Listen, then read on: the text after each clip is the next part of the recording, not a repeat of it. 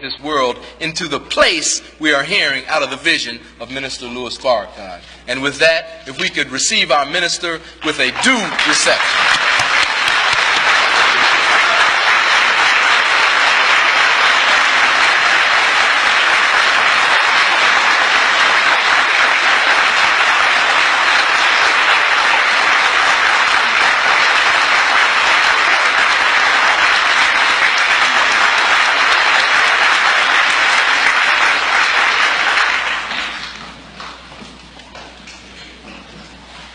In the name of Allah, the Beneficent, the Merciful, I bear witness that there is no God but Allah, and I bear witness that Muhammad is his messenger.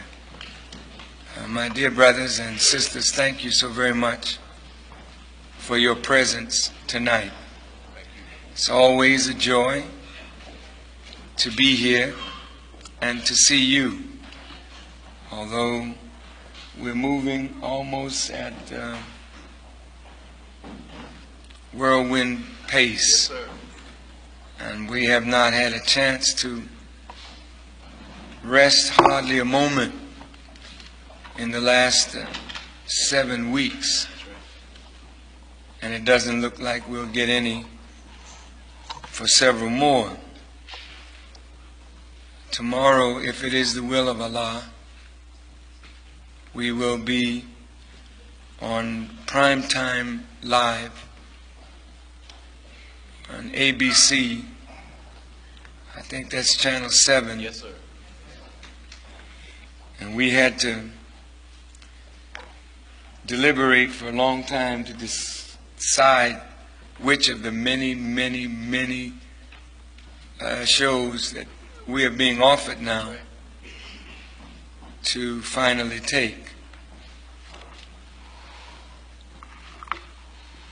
But white folk are very nervous and disturbed, as they should be, and we should be doubly disturbed at the condition of our people. Yes, sir.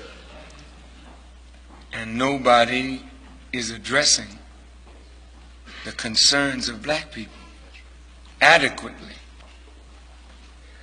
And as a result, our people are dying at an extremely inordinate rate. Yes, sir. Our young people are under assault. And there is a buildup of hatred in this country for our people. I'm sure you can see it as you move throughout the cities and interact with white people. There's just a growing fear and hatred of black people. Yes, sir. In fact, there was a show on CBS a few days ago talking about the tragedy that 25% of our young men are either in jail or prison, on parole or under court supervision. They say that this represents a lost generation of black people. And if something is not done, we will lose another generation. And this CBS report said that America has her own apartheid, and that this is a tragedy by any stretch of the imagination, that a whole group of people within a country as great as this should be suffering and dying as black people are suffering and dying. And government is not talking about our suffering. That's right. And the leaders, unfortunately, are not really talking about it. That's right. I think Mr. John Jacobs of the Urban League, in his State of the Black America report, was very definitive in the condition of our people. But it doesn't seem as though his words have triggered other black leaders to be very passionately concerned about our future. Well, it is left to us who follow the Honorable Elijah Muhammad, who knew and know that that man evolved a program for our people. And it's the only program that there is put forth by any leader that would satisfy the total requirements of a nation of people with an ever-growing population. If it is the will of Allah, I don't really know how this show will go tomorrow, but we will be questioned by one of the toughest reporters in the country, Mr. Sam Donaldson, who I believe gave so much hell to the presidents that they offered him a primetime television show to get him away from the White House Corps of Reporters. He really was the toughest reporter on Reagan for 8 years. And I don't think Mr. Bush wanted to be bothered with him. So tomorrow he and Diane Sawyer will question us.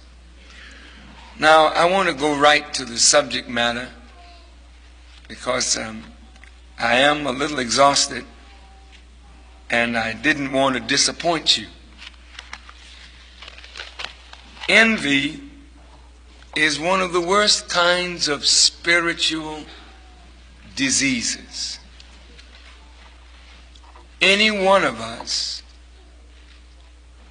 who have some gift or quality that others wish they had or want, it is so sad that people will literally hate you for what only God could give you. An envious person is really a devil. No matter what the color of the skin. If your heart is poisoned with the disease of envy, you have become in your person a devil. Why is that? Because you or those who are afflicted with that disease are not just hateful of the person whom they envy, but they are hateful of the God who gave that person that which they have, for which they are being envied. The Honorable Elijah Muhammad said that an envious person is the worst kind of person. That's a devil. Because an envious person will kill you. Now, that makes you a devil.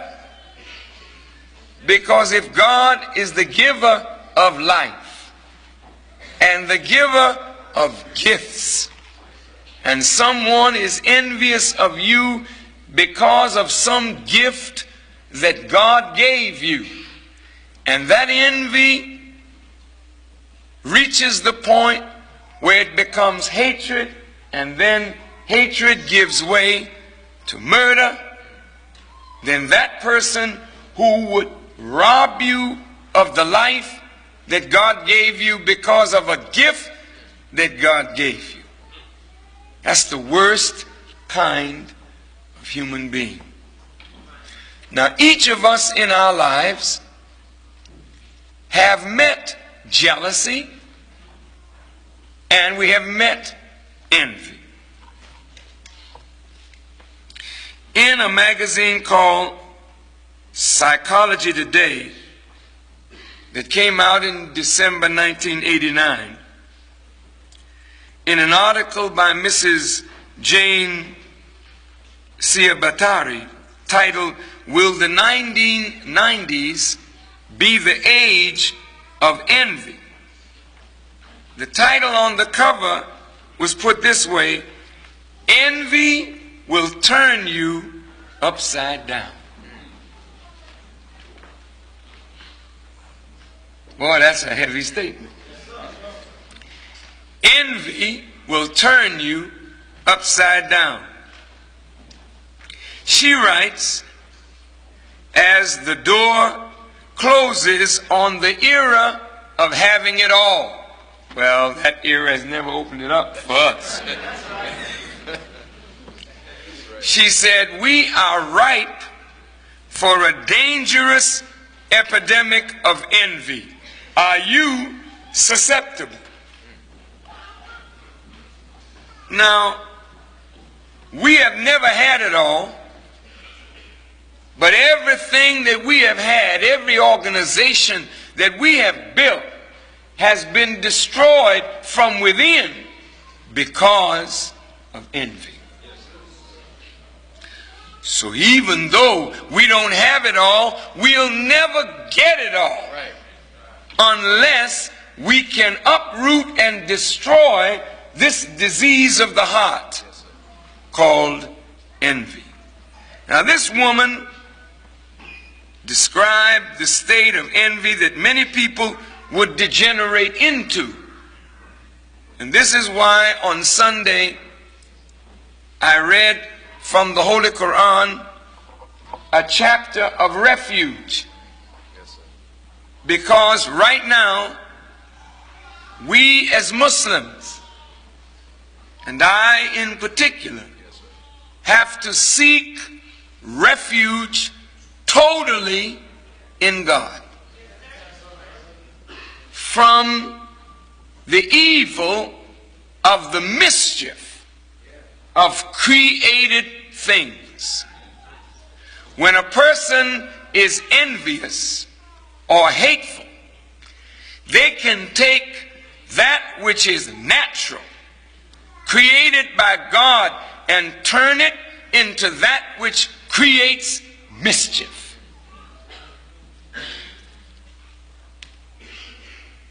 They can take our nature, given by God, and with a wicked intent, turn the nature and make it respond to a call that leads it to mischief making. Terrible. Allah says in the Quran that we should seek refuge in Allah from a day when darkness overspreads the earth. Meaning that people will become so confused that they will not respond properly to right guidance. They will actually hate truth, so that darkness will cover them, and then gross darkness, so that a people who are envious, their hearts and their minds are already darkened, and whatever light that person may possess is gradually extinguished as the envy increases. Allah says in the Quran that we should seek refuge against those who cast evil suggestions in firm resolutions. There are people that talk to you all the time. And if you're not a discerning one, you don't listen carefully to not just the words, but the way the words are placed. Someone will make a positive assertion, but deep down in it is an evil suggestion. Each one of us have been victims of this, and some of us have done this. When you want to talk about somebody that you don't like, and you want somebody else to dislike that person as you have come to dislike them. But you don't want to come straight out and say, that's a no good so-and-so. So you make a firm resolve that sounds so harmless. But in it is an evil suggestion. For instance, I was downtown the other day, and I just happened to go by the Federal Building. And guess who I saw coming out?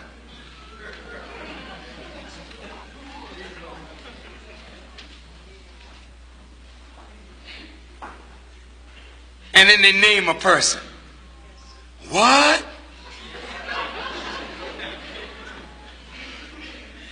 I've always been somewhat suspicious that this person is an agent, or now that's a seed. You may say, well, I don't really think so. But then when you see that person, and they may not be feeling well that day, and they may not even speak because there's so much on their mind.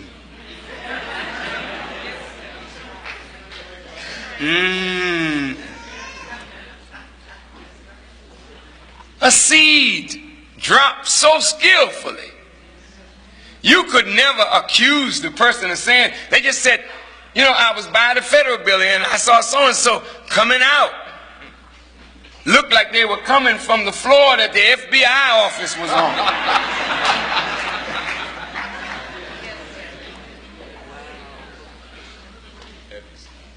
Terrible.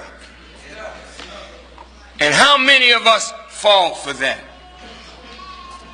I seek refuge in Allah, not only from the person who casts evil suggestions in a firm resolution, but I seek refuge in Allah from the evil of the envier when he envies. Now it ends with that envier, because that is what is happening in the world today. That's what has our people upside down today. That's right. It is envy. Now look, this psychologist wrote, as disappointment grows, and as ambitions and desires are thwarted, social conditions are ripe for a destructive epidemic of envy. The all too human emotion defined by Webster's dictionary as the painful or resentful awareness of an advantage enjoyed by another, joined with a desire to possess that same advantage. But it's painful for you to see somebody with something that you yourself want. Now, brothers, you may be talking to a certain girl, and You've let your emotions get carried away. You're in love with the girl. But the girl don't seem to feel the same way. She's talking to your friend.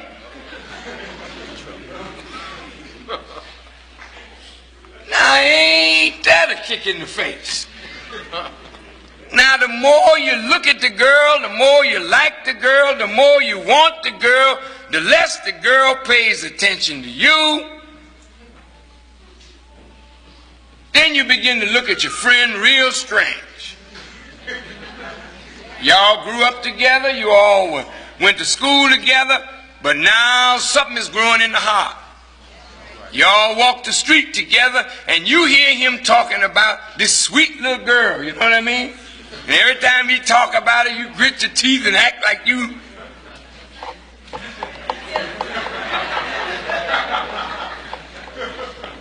And pretty soon you begin to hate him.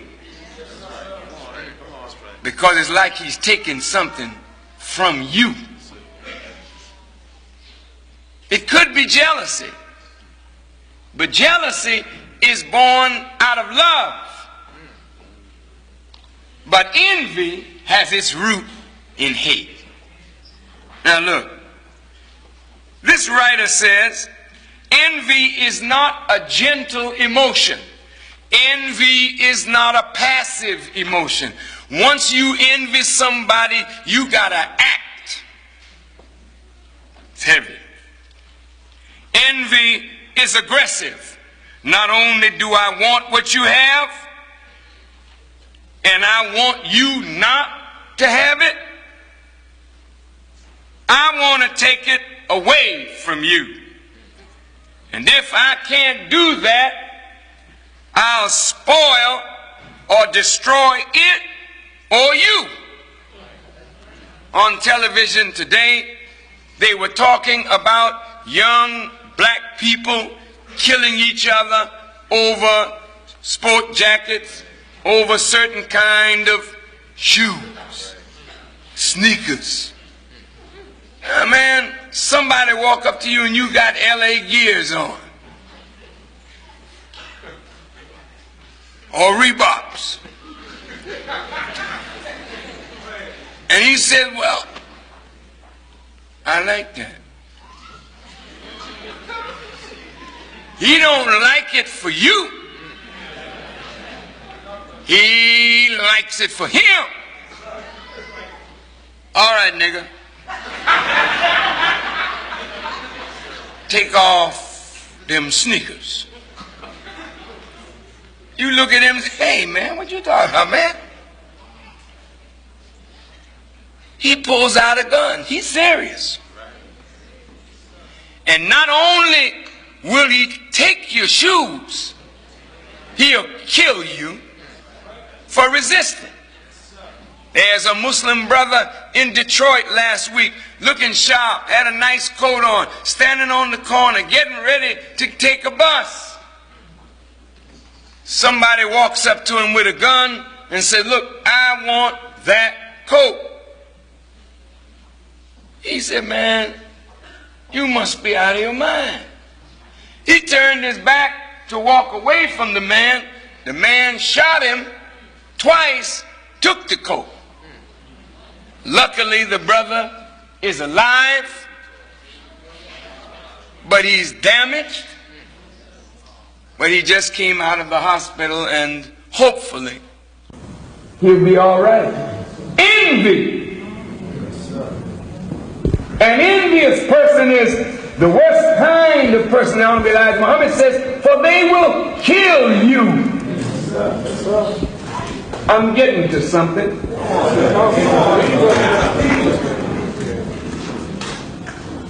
Jealousy is unlike envy. Jealousy is based on love and focuses on possessing the loved object and removing the rival. But envious people, their envy originates in hate and can be all-consuming, even murderous in intensity. Envious people live in a perpetual state of anxious, competitive comparison, focusing on what others around them have and what they themselves lack until they make themselves sick. All right.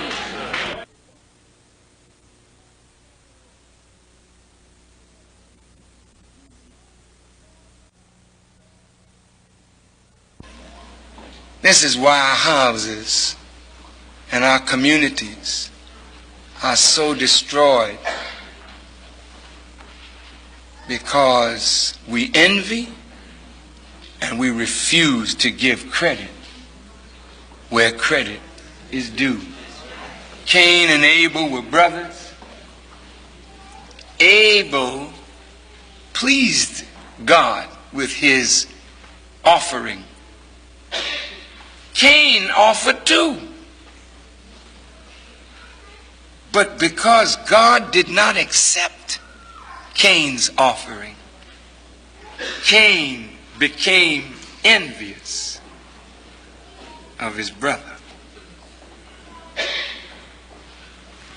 Listen now. Envy grew to hatred. Hatred grew to murder. So Cain decided, I'll murder my brother. The Quran said his hatred made it easy for him to murder his brother. Now, I don't think it's an accident that the word able has to do with the word ability. Capable. And the more you think like Cain, the more you kill Abel. Now, listen to me. Cain and Abel are not necessarily two brothers from the same womb. Cain and Abel are two possibilities in the same human mind.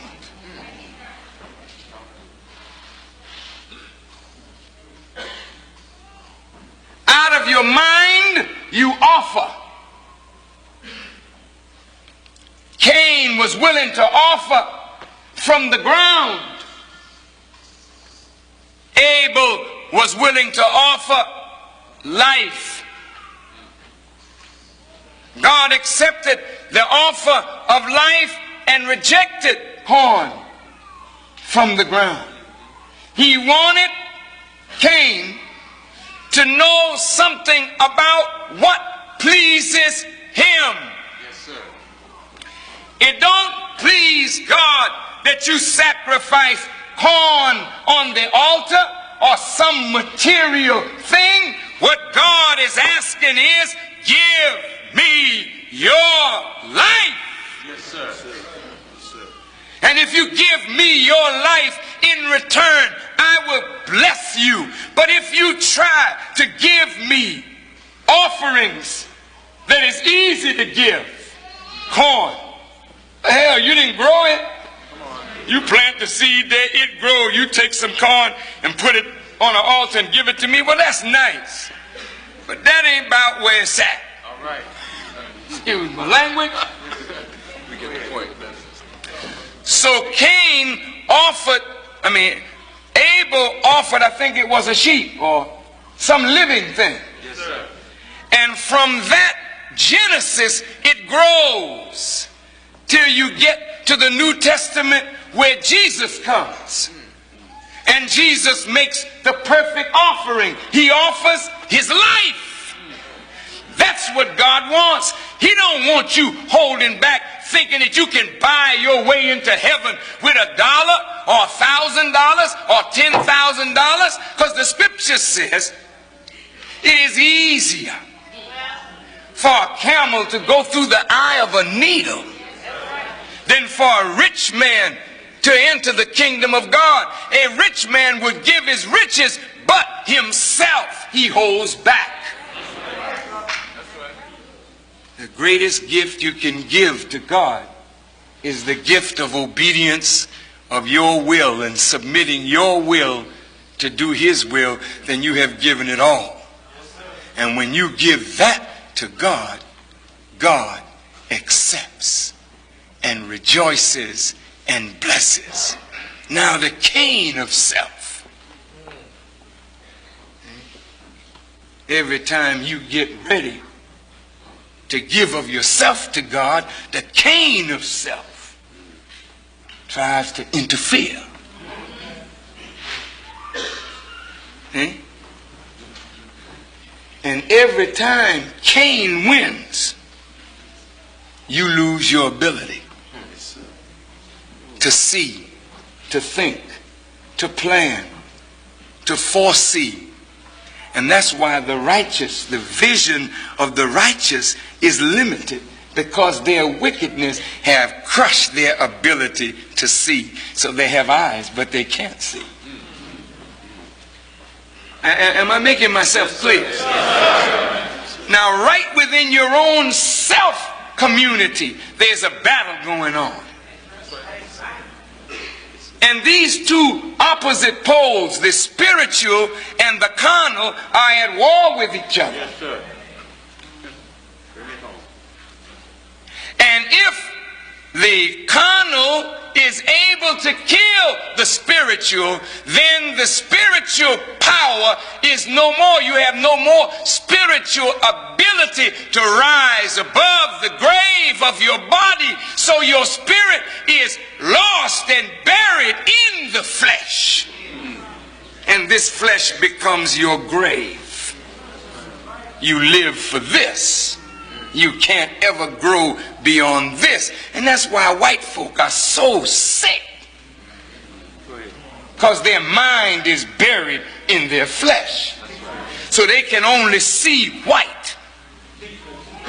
I'm better not because I am better. I'm better because I'm white. That's a sick, diabolical mind that's buried in the flesh. See, when your mind is resurrected, then you can see beyond the flesh. Yes, when your mind is resurrected, you see spiritual things. Yes, and spiritual things are always greater than the carnal things.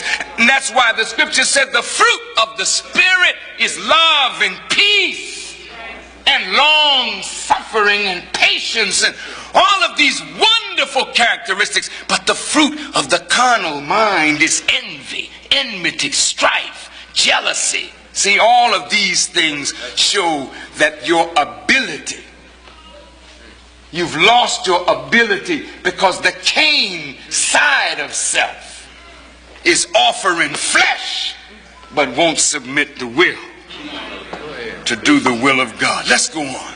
Yes, sir. What time is it? 9:15. Can I have a few more minutes? Thank you. Now look. Saul was the king. David was a little boy. David didn't know he was going to be king. David felt he was going to be a great man. Saul was the king. The people wanted Saul as the king, and he was the first great king of Israel. But as David began to grow, people begin to watch the exploits of David and praise David. Saul has killed his thousands. David his tens of thousands. When Saul heard the people praising David more than him, he became not jealous, but envious of David. David was such a faithful servant. Saul had a son named Jonathan. And Jonathan loved David. They got along well. And Jonathan told David that Saul didn't like him. Saul used to play music for David and calm him and rest his mind. But David got so jealous. Saul got so jealous of David. One day he threw a spear at him, tried to kill him. And David knew it was time to hat up. And David said, I'm out of here. And he went on up in the hills. But to prove the kind of man that David was, David slipped back into the camp. Saul was asleep. He could have killed Saul, but he loved his king. And he took Saul's, I think, knife or sword and stuck it near his clothing, just to show him, if I wanted to kill you, I could have done that. But I love you. I don't want any harm to come to you. But do you think that changed the heart of Saul? No. It intensified his hatred. He couldn't rest until David was dead. But God was with David. Yes, sir. And David ultimately replaced Saul. Saul kind of knew that David was going to be king even before David knew it. And he wanted to kill David because he didn't want David to take his place. Isn't that something? Now we could go on. There are stories like this all throughout the Bible to tell you what envy will do. Now Jesus had 12 disciples. And he said, I got 12 of you, but one of you is what? A devil. An envious person is the worst kind of person because they will kill you, they will betray you into the hands of your enemy. To see you in an uncomfortable position because they hate you not because you're bad, but they hate you for being who and what you are because they want to be that themselves. Come on. And they're not happy with you being that. They want that for themselves and they want to take it from you. And if they can't take it from you, they will kill you so that you cannot exhibit that quality. Did you know that Judas was that kind of person? Here's where it slips out. There is not a man that does not want to be loved by women except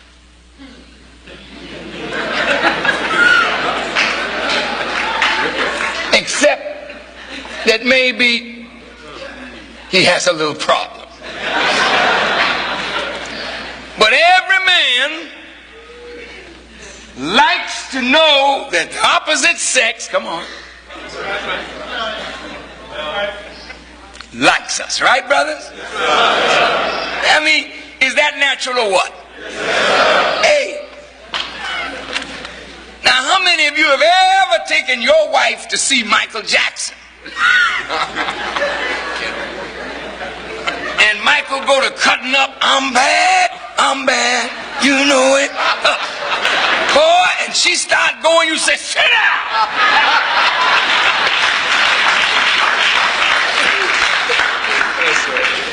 So if you want to enjoy yourself, sometimes you better go by yourself, because don't no man like to hear his woman screaming over some other man. Am I right, brother? Yes, sir.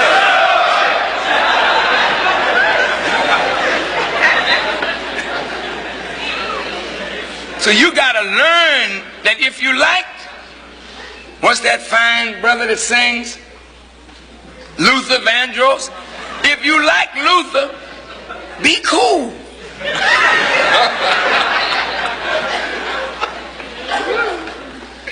Don't swoon around your husband when Luther playing now, because he's already insecure. And you may find every Luther Vandross record in your house broken. And that's a start. He's going to break your neck after that.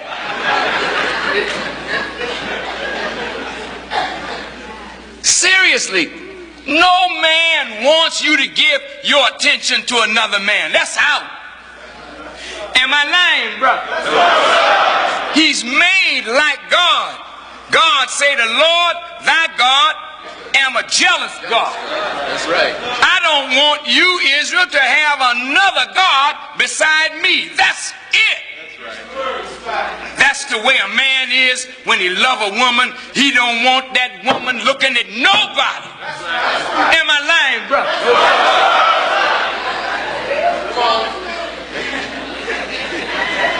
Now, when a woman starts looking, stretching her neck, the brother want to take the neck off. And vice versa.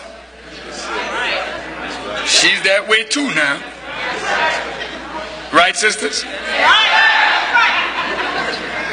See, God just put this thing in us. Now what we got to learn to do is control. Man, when I was younger, I am glad my wife ain't here so I can tell this one.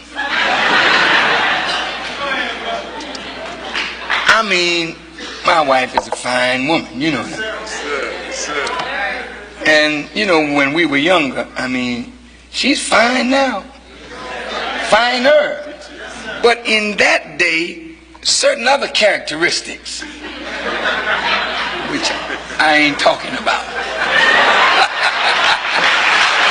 But anyway,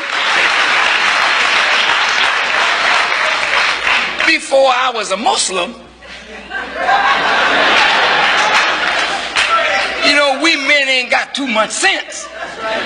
We buy our women these fine clothes that accentuate the positive. And then we take our fine wife that we have paid for her clothes and duded her up. She looking fine. And you take her to a place where I was playing at the time in the nightclub. She's sitting on the bar stool, I'm singing. But I ain't blind.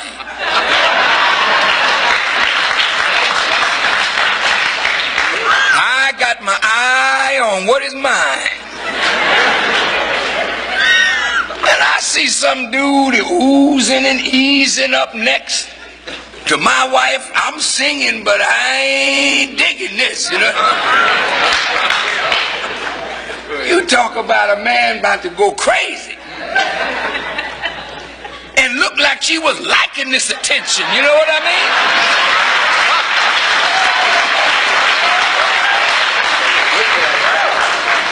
My set was supposed to be 40 minutes, I cut it. I had to get down and see whether what I was looking at was altogether what I was seeing.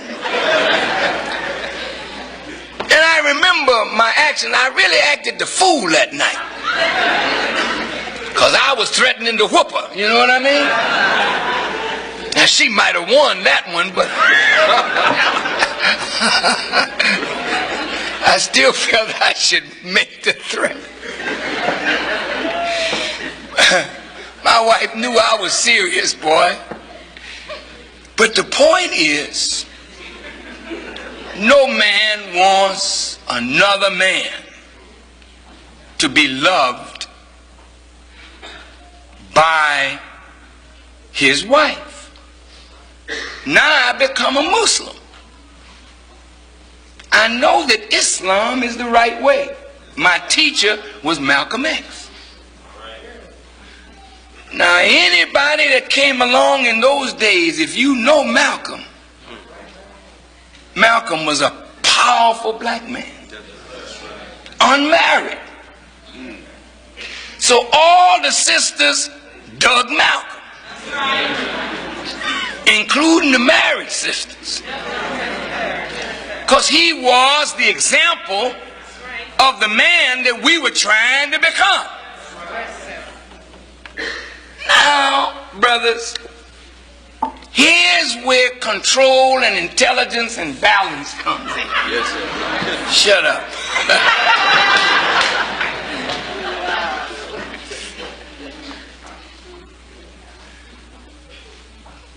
When your wife sees a developed model of a man, what she really loves is the model. That's all it is. That model is what she hopes and knows that her husband can grow into if he stays the course. But if we get all bent out of shape, honey,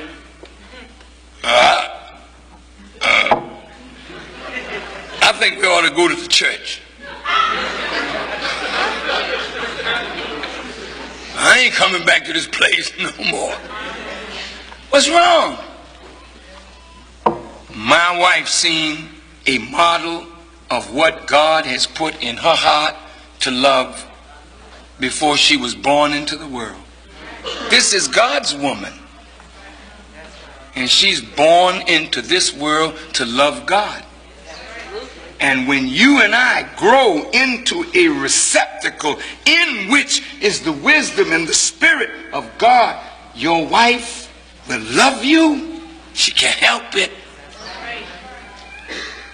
But you got to keep growing into that. Not envying the teacher who will make you into that because your wife seems enamored or loves that. She's in love with the ideal that she believes is in the person. I love the Honorable Elijah Muhammad, and my wife loved him. And my wife loved Malcolm, and I loved Malcolm. Yes, sir. She couldn't beat me loving Malcolm. All right. And she couldn't beat me loving the Honorable Elijah Muhammad. Come on. My leader and teacher was more man than I would ever be. But as long as I loved him, Yes, sir. and was not envious of him, then I could grow into him. Do you understand? All praise to Allah. Now, that Judas saw Jesus, and this woman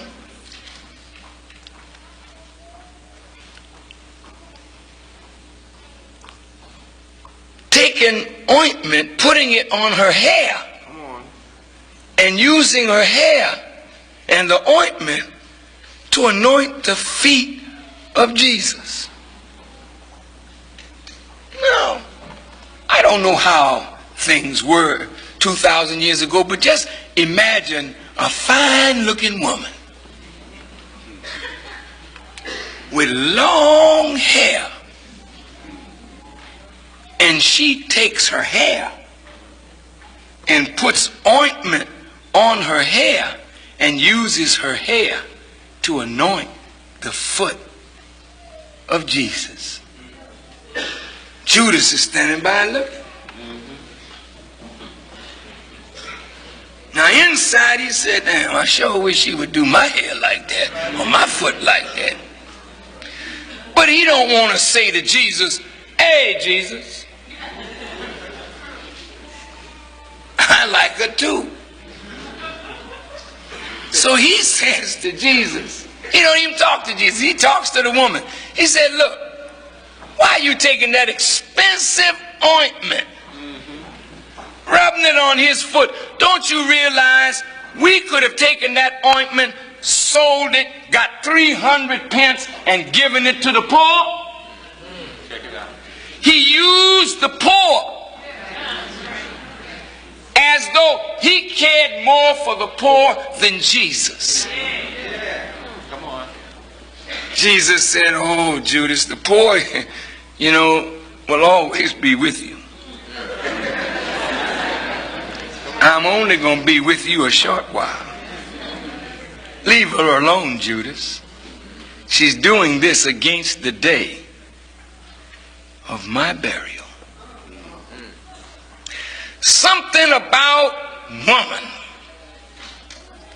She seems to sense and know when a man is in trouble. I learned this from my daughter, Holiday. She was 1.5 years old. But even at that tender age, that child could sense when her father was troubled. And she would walk up to the bed where I was laying, thinking of some problem that was involved with the mosque. And she would come over and just pat my chest. And I looked at that girl and I said, I said, it's all in the woman. She can't help herself. She's born to console the man who works for God. She's born to console the man who gives his life to God. And brothers, if you want a woman to love you, you gotta stop being a nigga.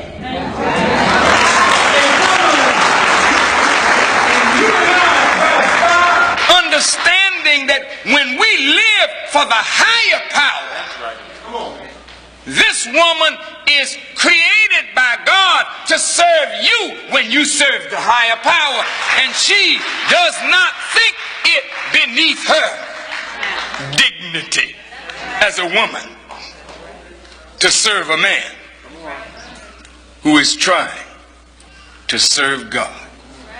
I'd like to close this subject. Joseph had a dream that the sun, the moon, and 11 stars, I think it was, bowed to him. Yes, sir. His father told him, don't tell your dream to your brothers. But he shared his dream with his brothers, and his brothers became envious and conspired to kill him. Beloved, have you ever wondered why the Jews are so angry with us and with Louis Farrakhan in particular? Come on. I have never asked any with me in private or in public to do one thing evil to any man. That's right. That's right. That's right. That's 100% right. These that are with me would never desecrate a synagogue. No, sir. No, sir. No, sir. Not one. No, sir. Why then am I so hated that I would say to the Jews, look, any of you that wish to sit down and dialogue with me, I'll be glad to talk with you. And the Jews say, it's phony. That's what they say. That's serious. We will always sit down with former anti-Semites who have repudiated their hostility and hatred toward Jews. But Louis Farrakhan has not passed that test. Right. I mean, look at the arrogance Yes, sir. of a people who have continually crushed us. Right. Right. Right. And we have not made any precondition That's right. Talk to us. to sit down and talk with them, but they now want some precondition. They act by me as they act by the Palestinians. They stole the land from the Palestinians. And now don't even want to sit down with the PLO to work out a peace. Right. See? Yes, sir. What's at the core of it? Come on. If you look in this Bible and in the Quran, but more in the Bible, the Jews hated Jesus. I mean, it wasn't disguised at all. They hated him. And the Jews hated Paul. They didn't disguise it in this book. Did they? No, sir. Why did they hate Jesus? Because they thought more of themselves than they should. Jesus pointed out their hypocrisy, their wrong, and gave them a way to come up out of it. And instead of thanking him, they hated him, then sought to kill him. I read an article today by a Jew in a Washington paper who said that if there was a taxi cab that he knew was going to hell, he wouldn't even move his finger in words.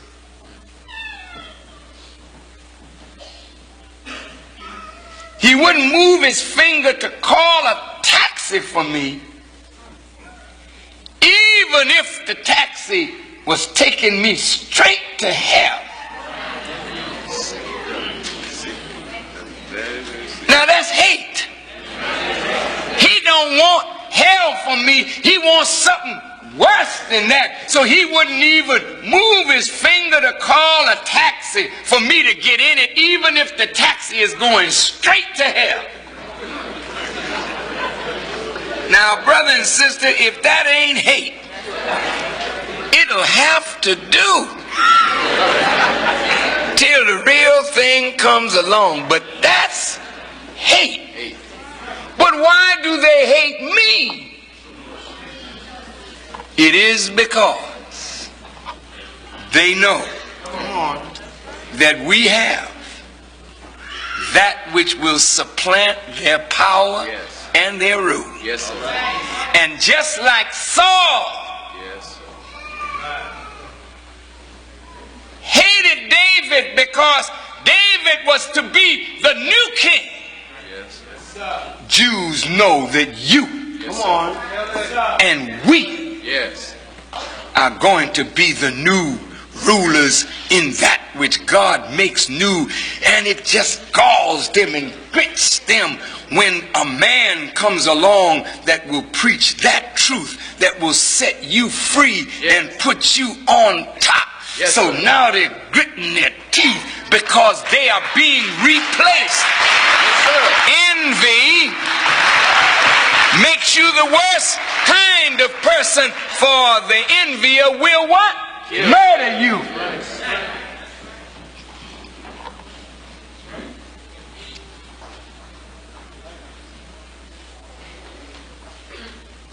But that's not all. I have some brothers Come on. who say they love the Honorable Elijah Muhammad, but they hate me. Come on. They call me a hypocrite. They call me a deceiver. They call me all kinds of evil names. But God blesses me That's right. That's right. with the ability Yes. to do what none of them That's right. are doing. That's right. Why don't they have the ability, since they had it when he was here, but they don't have it now? It's because the king in them is killing their ability, and what is rising up in them is envy, because I have what they think belongs to them. I have what they want for themselves, and so their envy is not passive, it is active, it is aggressive, and therefore they want to take it from me. And so they plot against my life. It's true. There are those in the Islamic world That's right. Listen. that know how important America is Right. to the whole movement of Islam in the world. They know that America, if America turns to Islam, America will revive the whole world of Islam. But they want Islam to come from white people and not from black people. Yes, sir. And then if it comes from black people, those black people must be under their control. Right. That's right. Yes, sir. Some of our Muslim brothers feel that they've made a Muslim only when they make the Muslim in the image of themselves. Right. That's right. And if there's one among us who is a Muslim but refuses to be made into the image of an Arab or the image of a Pakistani Right. or the image of some other Muslim, Right. That's right. That's right. then they cannot stand that man being successful. So the thought is, kill him. That's right. That's right. So the Jews want him dead. How do you want him? Who do you want? Farrakhan. How do you want him? Dead. See? That's the Jews. But my brothers are singing that same tune. The government singing that same tune. What have I done? They see a wisdom Yes. from the Honorable Elijah Muhammad Yes. that you are listening to. That's right. That's right. And I, whom my brothers want to kill, have nothing in my heart but good for them. That's right. That's right. Abel said in the Quran, I will not raise my hand against you. And I have not taught one around me to raise their hand against their brother, except in self-defense. That's right. That's right. That's right. I seek refuge in Allah from the envier when he envies. You are becoming a beautiful community. Just look at yourselves. I wish you could see you like I'm looking at you. You are beautiful. And the more you stay under this word, the more beautiful you will become. And the more you learn to cast off the disease of the heart of envy, knowing that your God didn't give somebody else and not give you also. And believe me, each one of us have something to bring to this great work. And the more you uproot envy by retaining God in your consciousness, you will find your community coming together stronger, tighter, more beautiful, and able to resist any force that will come against us. And so as I leave you, brothers and sisters, I am putting before the government of the United States of America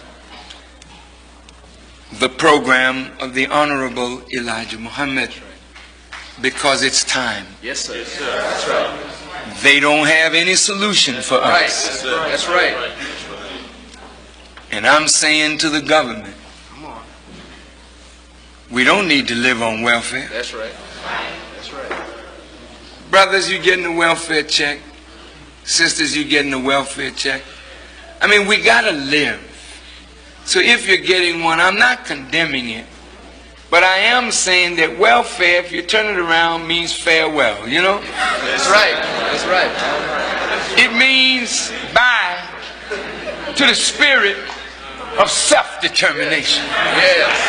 Yes. It means so long to the spirit that God gives to every human being, and the duty that God gives to every human being to do something for self. Yes, sir.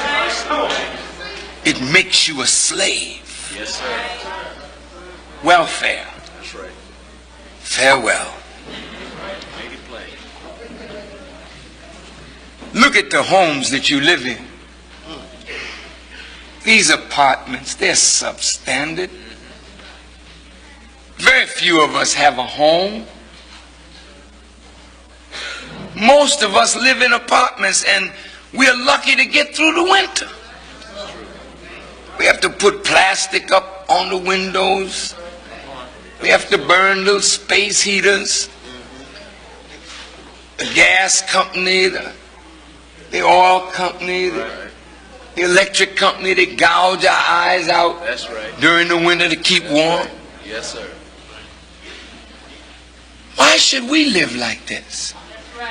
When our fathers worked for 300 years to give America the wealth that she has. That's right. When we built the country, listen to me good now, and then fought, bled, and died to keep it, and still don't have anything. That's right. They took tax dollars, Yes, sir. money that belongs to us, and they rebuilt Germany. That's right. They took money that belongs to us. They rebuilt Japan. Now Japan is #1 in the world, but we're still in the ghetto. Nobody gives a damn about us. This got to stop.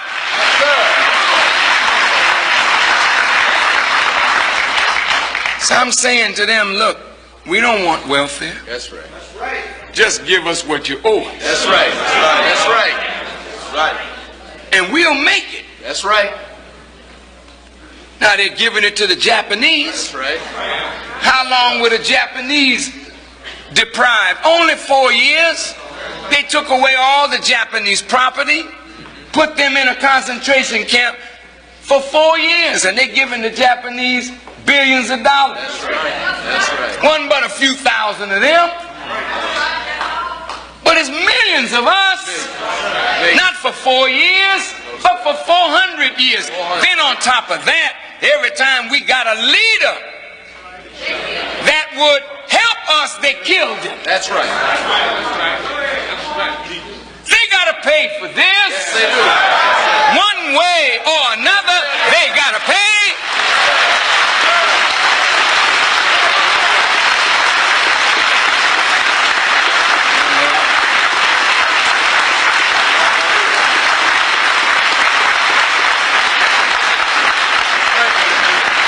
And so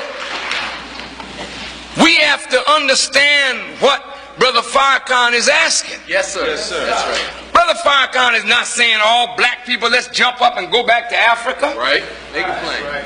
No, that's too easy on white folks. Yes, sir. Tell it. Go ahead.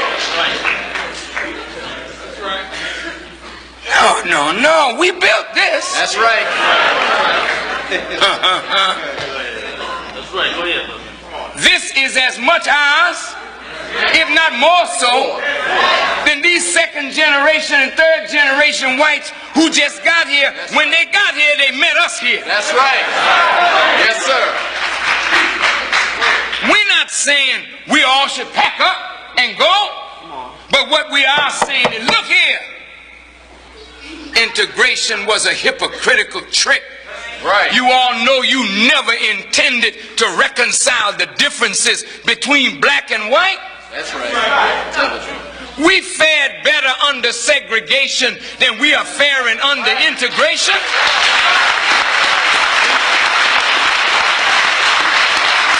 Many of you in this room came from the South. Your parents came from the South. Oh, it was rough down there.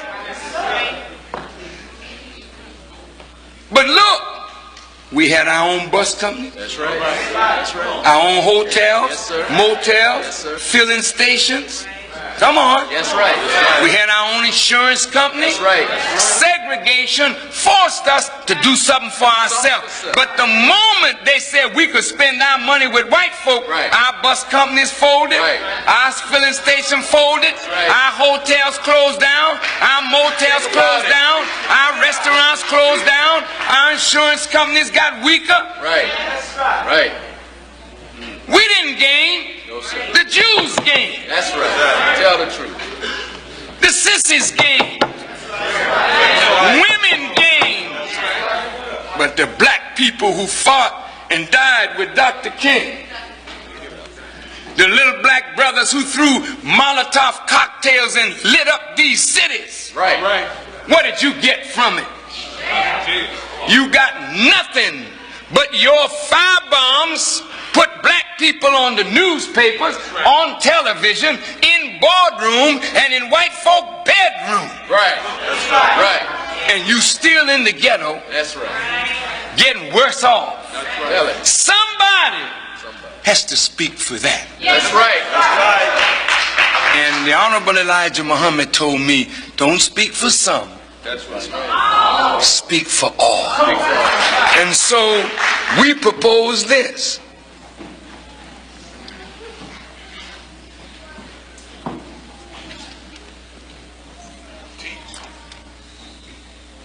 That just like these white folks set up the state of Israel for the Jews, we are asking all those who had a part in bringing us to this condition. That's right.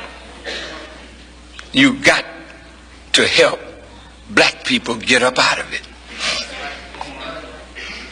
We didn't give up our right to Africa. That's right.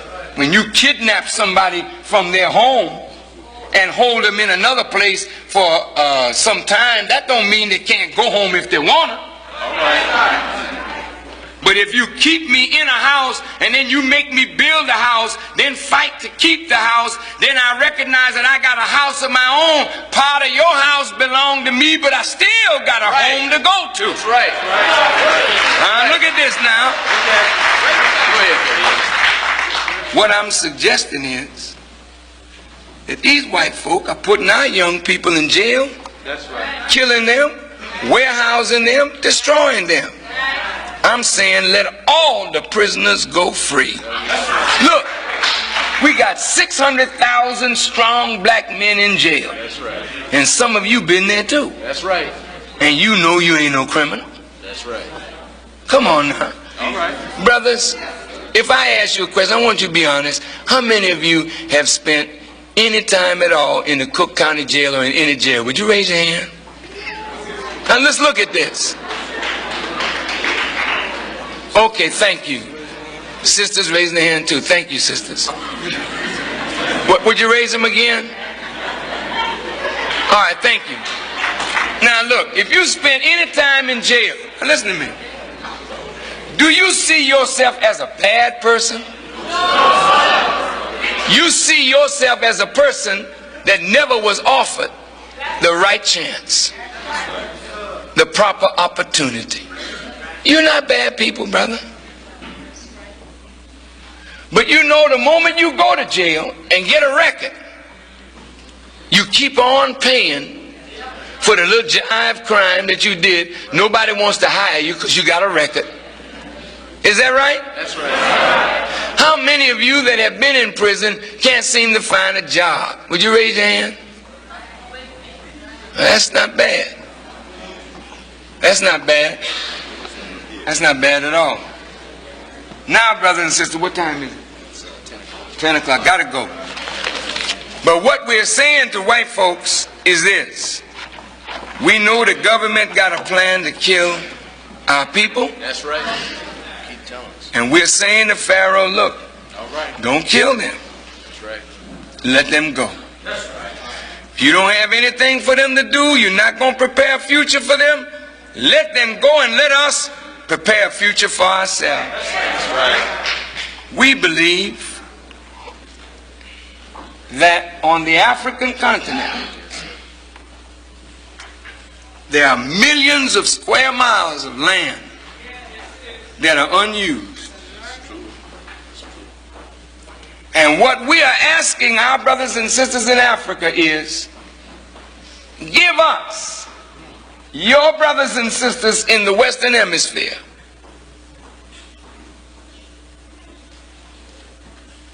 territory. That's right. That is fertile. That's right. That has some mineral strength to it. Right. Mm-hmm. That's right. Go ahead. And an outlet to the sea. That's right. And let me be free. Don't hinder me Right. from teaching my people, meaning you, Right. Right. of the time and what must be done. You cannot hang around no more laying down on white people. You got to get up and do for yourself, or God will destroy you, because it's time. You are no longer to serve white people. Right. You got to serve yourself. Yes, sir. Now listen. Let me teach my people. And then we put it to a vote. How many would like to stay?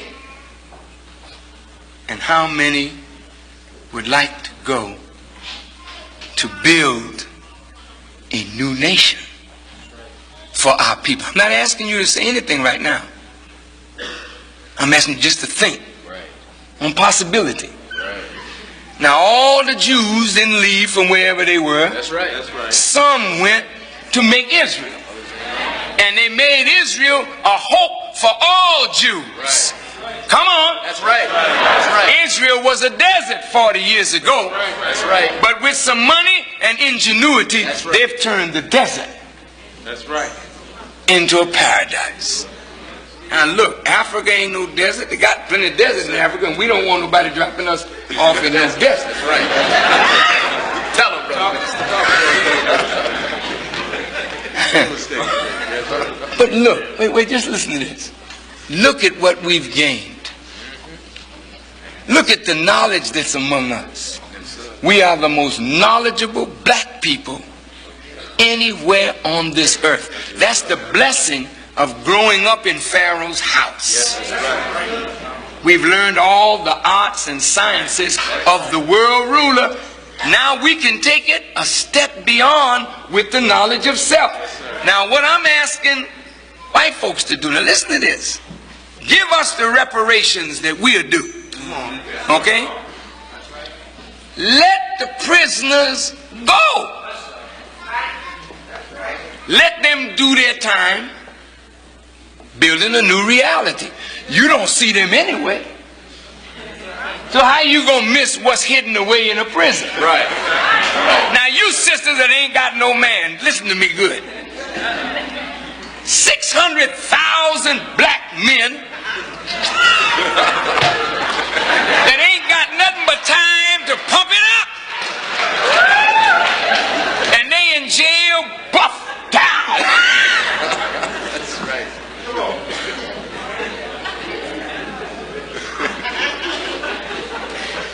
Man, you let them brothers go. I know y'all gonna say, let me go too.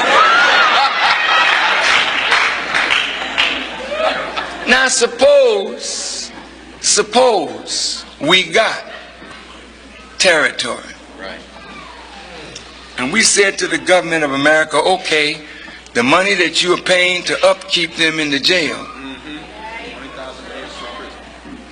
you give that to us plus what you owe us. And we gather all these knowledgeable brothers and sisters that don't have a job. Now don't tell me you can't move 500,000 black people, because we saw you move 500,000 soldiers from here to Vietnam. So we know you can move them when you want to move them. That out. We know it can be done. Right. Good point. And look here, brothers. We go on in and lay the infrastructure Man. Sir. and build us up cities and towns. Yes. And set up your flag. Yes. Now just feel it. Just feel it. Feel it. Feel it. Feel it. God, that thing feel good. If it ain't ready to leave Pharaoh, hey, we get dual citizenship. Right. You ain't got to renounce being a citizen here, because I told you they owe us as much on this side as we owed on that side, so we'll keep dual citizenship. So we can go back and forth across the Atlantic, you understand? But check it out. Just excuse me a minute. Let's go to Africa a minute. We're on the other side, and we got our own flag, brother. Right. That's right. Come on. Military. We got our own, listen now, our own government. We're making laws now for ourselves. Right. Talk to us. Setting up our schools. We ain't got to teach George Washington.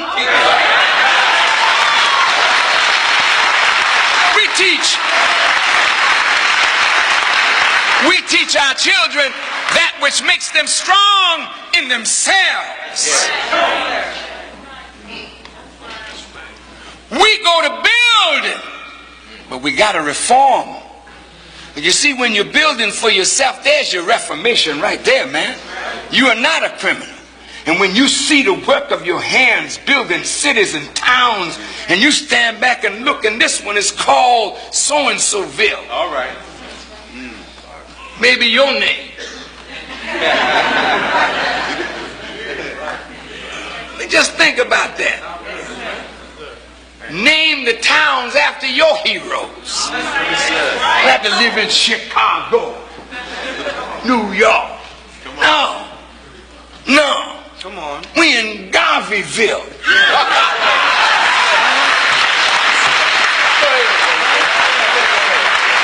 man. Wherever you are, that's yours. Right. Walk on earth that belongs to you. And you know you got to have borders. And if you're going to have borders, you got to be able to protect your borders. So I just go to the government and say, look, we can't be in our own nation without the weapons to protect our nation. Right. That's right. Come on. We already got 600,000 buffed out. That's right. Yeah. Men. And we got to have 600,000 buffed out sisters. Oh yeah, man. We got to have the weapons to protect our land, brother. That's right. And then we start moving in Africa. Yes. All right. Learning the language, and then taking this knowledge of the Honorable Elijah Muhammad and moving until we create a United States of Africa. Till we, from the Cape all the way to Cairo, we make Africa strong. Now we got millions over here. Right. And you got 80 million or so down in Brazil. Come on. You got the Caribbean. Right. Come in. Yes, And now you got Africa. And we take the technology we learn from white folk. And we develop the gold and the diamonds and the iron ore, which whitey needs to become a master, then we trade. We're going to have our problems, but at least that's our problem. That we don't mind having to be independent. Then if the United Nations is still around, look at it. Then you send your ambassador to the United Nations. Right. You got a seaport, an airport. All right. Mr. Pilot, stand up. Miss Pilot, stand up.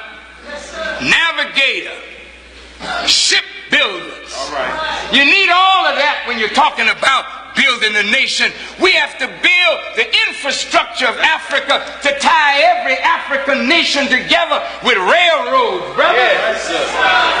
So that if there's a famine in Ethiopia, Sudan got rich lands, brother. If it's cultivated right, it could feed all of Africa right out of the Sudan. So when one part of our nation is sick, like it was when they had all that snow out here and it was killing the livestock, hay came from all over the country dropping here to feed the livestock. That's the way it's got to be in Africa. That's the way it's got to be in the Caribbean. There's hope for us. Yes, sir. We don't have to stay around here and die. Yes, sir. We got to have possibilities. And don't think it can't be done. It's better for them to think about doing that than to think about killing us all through disease, AIDS, cancer, drugs, gang warfare, putting guns in our hand to destroy one another. What you say? We got to go for it. Yes, sir. We got to go for it.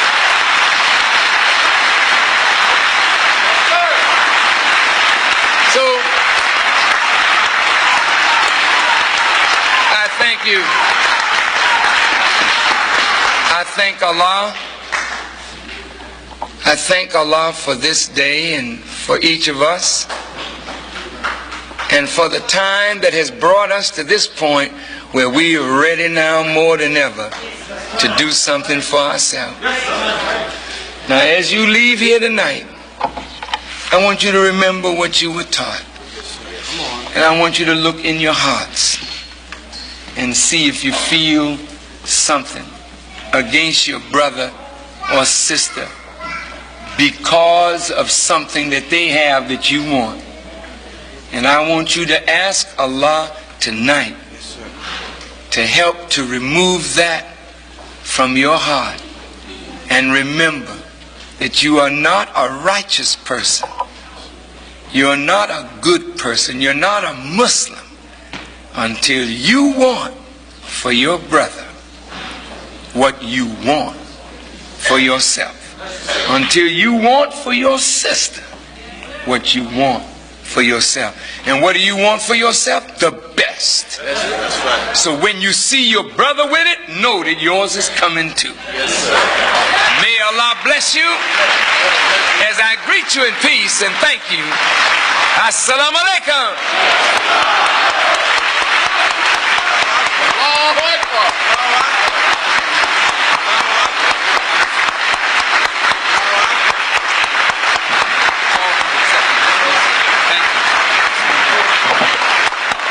Let's hear it for our minister, Minister Louis Farrakhan. Minister Farrakhan. Allahu Akbar. Allahu Akbar. Allahu Akbar.